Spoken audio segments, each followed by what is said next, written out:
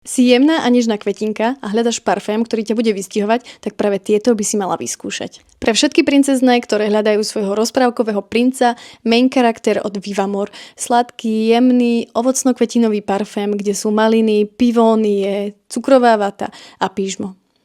Považuješ sa za chutničku a rozkošnú a nemáš delinu od Parfums de Marly, tak to by si mala napraviť. Prenikavá rúža s pivóniou, tento parfém vydrží celodenné randíčko. S týmto parfémom vás v lete nikto neprehliadne. Lust in Paradise Extrait od Ex Nihilo. Šťavnatý, ovocno-kvetinový a hlavne výrazný. Elegantná dáma, ktorá vie, čo chce, nosí Elle Anniversary od značky Serjoff. Za mňa najkrásnejší ženský parfém od tejto značky. Sladké bobulové ovocie, svieže jablko a pivónie.